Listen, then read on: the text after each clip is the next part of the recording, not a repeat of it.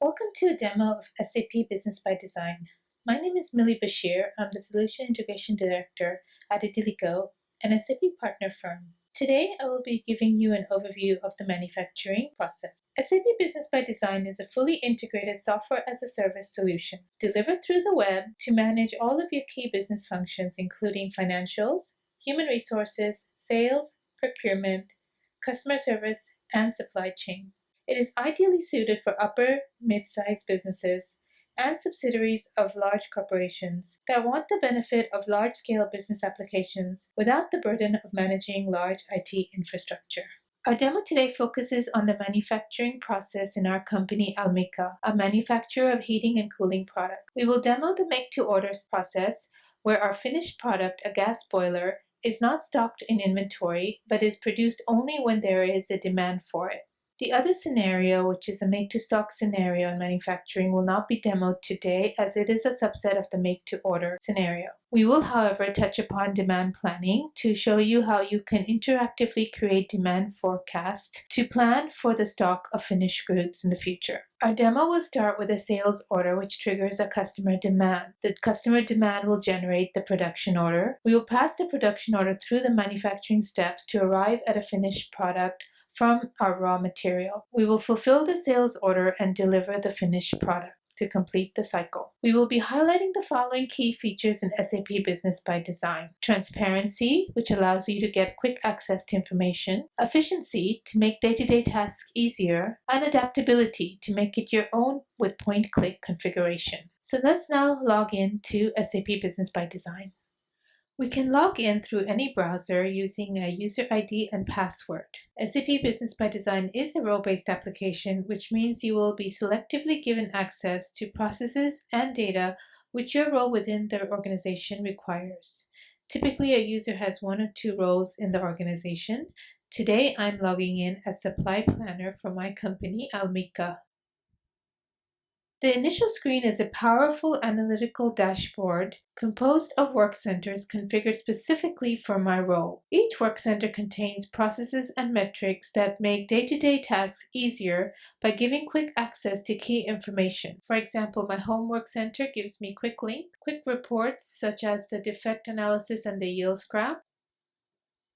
If I were to go to supply planning overview, again, I have my quick links. I have quick lists that I can have a look at, such as shipment overview and insufficient and not confirmed open orders, and some more reporting graphs. In outbound logistic control, again, I have quick links and lists that are relevant for outbound logistics and some reporting metrics there. One of the aspects of Business by Design is also transparency to data. From any report, I can drill down to the transaction level. So this gives me visibility at the detail level to my data. I can also adapt any work center to my personal preference. I can add a report.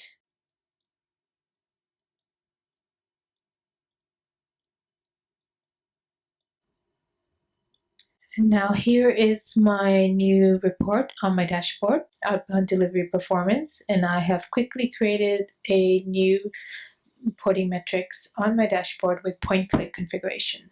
So let's start with the demo of the actual manufacturing process. As a supply planner, I would like to see my customer demands for today.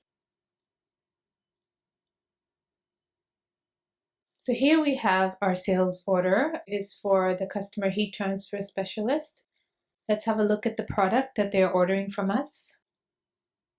So this is a gas boiler combination 75. It can be purchased externally or it can be produced in-house. These are the warehouses through which the product will have movement. And for planning purposes, these are the planning areas. So let's open the planning details for this particular product. So as you can see, I have 0 available stock. My demand is for a quantity of 5 of this finished product. So I would like to now run planning on this particular product, and I will run it as a multi-level BOM just in case some components also have other components. So it's best to run it as a multi-level BOM planning. As I run the planning, I can see that this gas boiler combo is composed of two raw materials. One is a cylinder and one is a heater. And I will need a quantity of 5 for the cylinder, a quantity of 12 for the heater to make a quantity of 5 for the finished product. Once I have saved the planning, the system will generate a production proposal. Here's the production proposal for our product. So let's have a look at the details of this proposal. So we have a start date, an end date, availability date for the finished product. Proposal structure is as follows. So we have 2 raw materials as input, 1 finished product as output, and we have some operation activity that will require about 40 minutes to complete. Again, the input products are here, the output products are here. We also have the products. So you have the 2 input products and the final output product. So let's go ahead and release this proposal. So it will create a production order. Let's go to the production request that was generated by the proposal. So here is the production order triggered from the proposal. Let's have a look at the details of this production order. So here we have a detailed structure of the production order. So as you can see, we have an operation to be completed that has 2 activities. So first there is a setup activity that is of a 5-minute duration, and it will be using, so there is a mounting finalized machine that will need to be set up. The second activity is the actual mounting, which will require the 2 raw materials and the machine, and it's a 35-minute activity. The resources for both activities to be used is the mounting finalized machine. One is to be set up for 5 minutes, and the other one is the actual mounting, that is a 35-minute process. If I'm curious for the stock of the components, I can have a quick look. As you can see, I have enough on-hand quantity of the components to be able to complete this production order. I'm going to go ahead and release this production order. Releasing this production order will trigger the warehouse task to be completed for the different operation activities. Let's go to the warehouse task now. I will go to the work center for production. Here is our task. Let's view the instructions for this task. So I have 2 activities. The first activity is the setup, which is 5 minutes. And the second activity is the actual mounting, which is about 35 minutes. So assuming that I will be continuing with this task now, I can start this activity. The system will track the actual start time, and then I can finish this activity. Again, the system tracking the actual finish time. I'll do the same for the next activity. So I have finished both operation activities. I'll go to the confirmation now. And here I will confirm the quantity of my finished product. So I can say I've confirmed 5 and I have not scrapped any. So scrap quantity is 0. And I can go ahead and finish my confirmation. I'll change the status of the task as finished and save. I will now check availability on my sales order. And it is now telling me that I have available stock, but I cannot deliver it on the date promised. So it's only available on the 19th. So I will change this to the 19th. And now stock is available for this date. So I will just submit. So we now proceed to deliver the sales order. Let's go to the delivery due list. Here's my order, and I will go ahead and release. The release process would have triggered a delivery request ID, so let's have a look. So here is our delivery request. I can create warehouse request from this to trigger some tasks at the warehouse levels if we want to pick and pack and ship in separate tasks. But for now, for the sake of simplicity, I'm just going to do a post goods issue, which will create the delivery and goods issue movement. This is my outbound delivery. I can enter a freight forwarder. I have to enter the actual quantity I'm delivering in case there is partial quantity. I can enter labels. I can enter some notes. I can enter attachments. I can enter barcode details. But for now, I'm just going to go ahead and release it. From the sales order document flow, I can now see my process. So I have a sales order which generated a customer demand, which generated an outbound delivery request and a subsequent delivery. And I have the goods issue document. So let's recap the make to order process that we demoed today. We started with a sales order or customer demand for a finished product. We ran the supply planning for the product, which triggered a production order. We completed the operational steps to transform the raw materials into the finished goods, and then we finally delivered the finished goods to the customer. The make-to-stock scenario, which is a part of the make-to-order, will not be demoed in detail today. However, I will give a quick overview of demand planning, which is an integral aspect of make-to-stock. With demand planning, you can provide accurate forecasts for future demands for your product. With SAP Business by Design, you can prepare demand plans, roll the demand plans, run statistical forecast, and release the demand plans. You can forecast manually, or the system can generate automatic forecasts based on historical data. Once the demand plan is released, it generates a demand forecast for supply planning, where it forms the basis for current and future production and procurement. So let's have a look in the system for demand plans and forecasts. I can have multiple demands in the system active at the same time based on time frame or based on specific products. Let's have a look at this particular demand plan.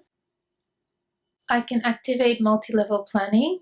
I can also enable statistical forecasting for this demand plan. Demand plan can be done for specific forecast horizons. It could be monthly, weekly, annually, and then I can also specify the historic horizon for my statistical forecasting. Planning levels designate the segmentation of the final forecast. So for this forecast, data will be segmented by the product and the planning area. Characteristics for the data selection can be provided. For this demand plan, I would like to select based on product planning area, country of site, forecasting group, and so on. Based on the planning's criteria, I can define the scope of the demand plan by selecting a combination of products and supply plan areas for my forecast. So today I will only be forecasting for the gas boiler combination 75 in the planning area P1100. In the process setting for the demand plan, I can designate the time parameters that I'm interested in. So I would like to forecast for 12 months and use 24 months of historical data. I would like to see the numbers rolled in for every month and up to 12 months horizon. The forecasting model I would like to use is average forecasting. So all the numbers will be averaged based on the historical data. A planning board is provided during the actual planning process. First, you will have the characteristics defined, then the actual key figures or the numeric values, and the layout with the time axis and the buttons you want enabled. You can also specify a default selection when you open the planning view. You can take the demand plan through several process steps. Prepare will update the actual values before entering or calculating forecast. Upload will help you import historical data from a Microsoft Excel worksheet. You can periodically roll your plan into the future to ensure that the correct time periods are open for future maintenance and that obsolete time periods are closed. Finally, you can release your demand plan, which will create a demand forecast for Supply Planner to be able to plan future demand. So this particular demand plan has been taken through the processes. So let's have a look at the forecast that it generated for supply planning. If you recall, the forecast was for a particular product, the gas boiler Combi 75.